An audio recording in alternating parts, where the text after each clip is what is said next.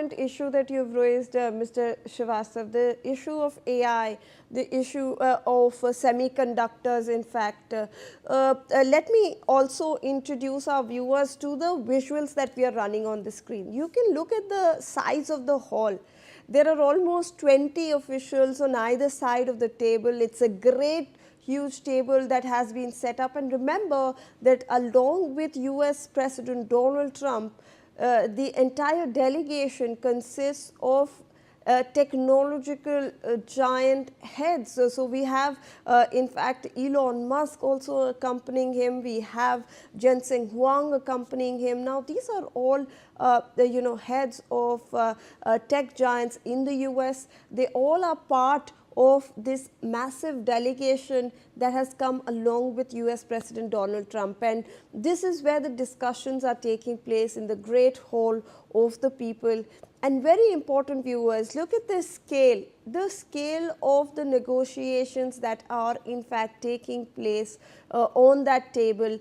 And remember that almost 50 to 60 to 70% of the trade of the entire world is right now being discussed in that room, because these are two of the greatest economies of the world, and that's where the major negotiations are in fact happening. So you can look at that. Earlier, when US President Donald Trump in fact arrived over there, he was given the ceremonial welcome, he was given the guard of honor. Both the leaders in fact displayed splendid bonhomie over there in that ceremonial welcome, I beg your pardon. And after that, all the leaders moved towards inside the Great Hall of the People in Beijing in China, and this is where negotiations are in fact taking place. So we are getting you those live visuals from Beijing in China, negotiations starting off between all these delegations, and you can see there US President Donald Trump is present, and right opposite him we have the Chinese President Xi. So this is how you can in fact see that this is Trump starting off with the opening comments regarding the negotiations. Do we have audio on this?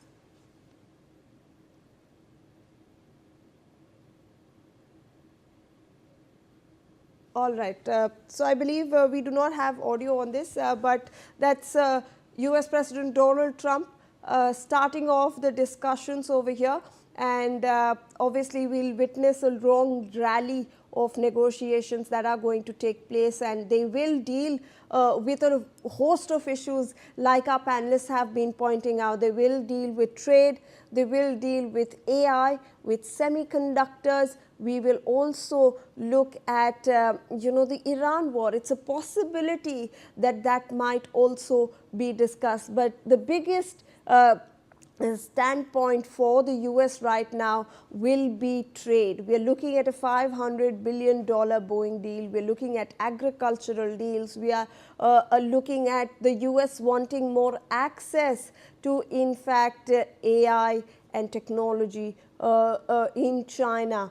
And we are also looking at how the US over the past year has been implementing various tariffs across the world, and that has in fact played a big role in how global relations are in fact taking place right now. And remember that one of the other things that's important to note is what Mr. Srivastav pointed out, that this is of significance because we have two of the greatest powers actually taking part in a strategic dialogue, which is of utmost importance in a world where we are seeing top leaders not speak to each other over here. Let me also rope in Mr. Arvind Singh Tejawat, who is a foreign affairs expert, who has also joined us on this broadcast. Very good morning to you, Mr. Tejawat. We are obviously looking at historic visuals that have come to the fore from Beijing, where we have US President Donald Trump right across the negotiating table from Chinese President Xi, and a host of things on the table. I want to get your first observations before we deep dive into what else can be discussed. Mr. Tejawat.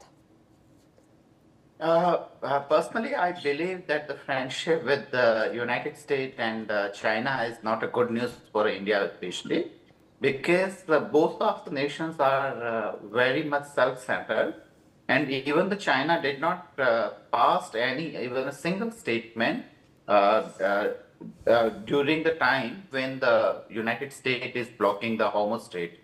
And in turn, the United States is also giving enough importance to the China.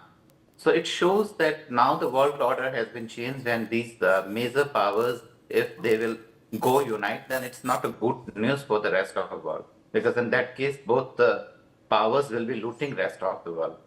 So as a being a India, I suppose if the China could raise the voice against the United States, what he did in Middle East, and at the same time what the China is planning to do for go for the Taiwan. So that one is not good enough if the United States is not criticizing it. But we can see that the Chinese vice president has received President Trump, and both the nations are giving enough importance to each other. So that's the reality, I suppose. Right, right. Mr. Srivastav, let me rope you in back into this discussion. You mentioned a very important point of AI. Now remember that there are tech giants like NVIDIA, which are heavily dependent on the Chinese market demand. Do we see the US shifting its trade policy towards a much more managed competition kind of a policy, where we'll have to balance the national security issues along with the reality that there are tech giants that are heavily dependent on China, and we'll need to make sure that tariffs don't hurt that equation?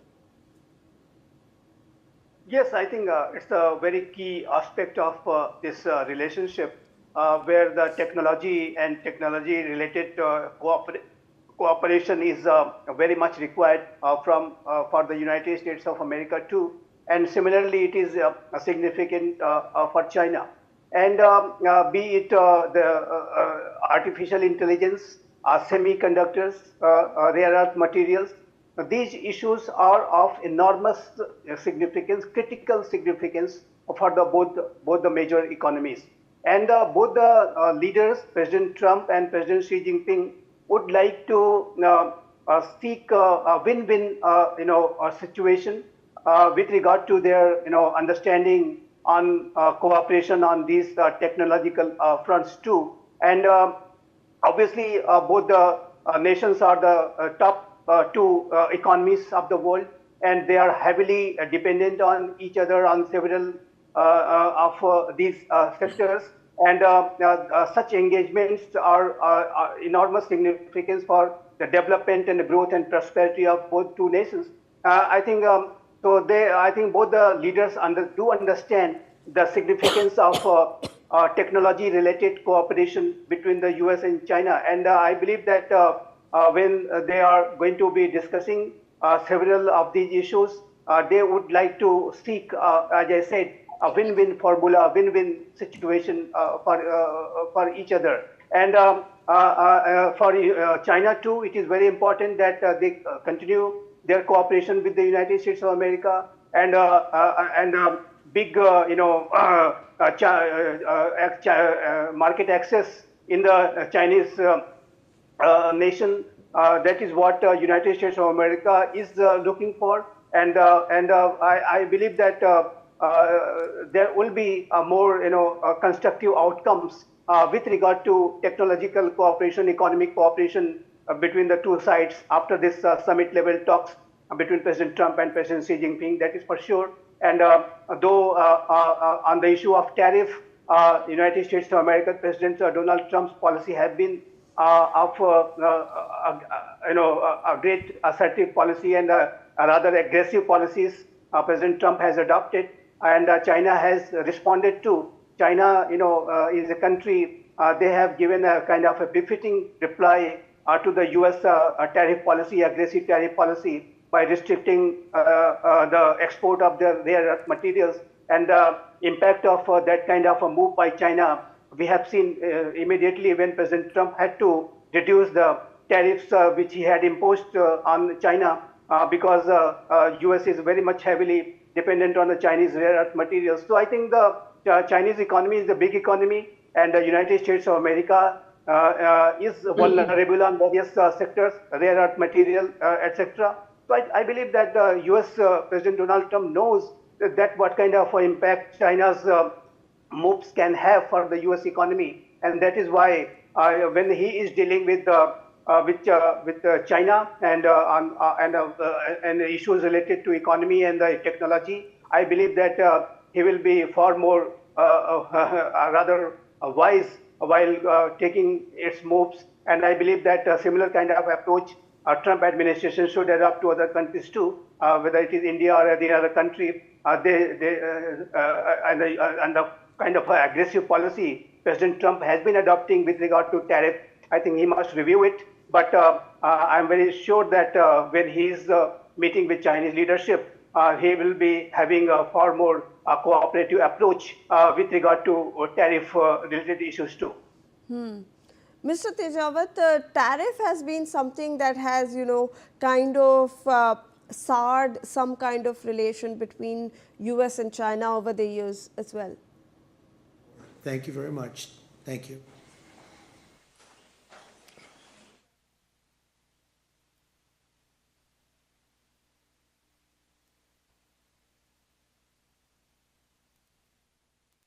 President Donald Trump. Remember that both the sides are still at the negotiating table. They're discussing a trade, they're discussing cooperation between both these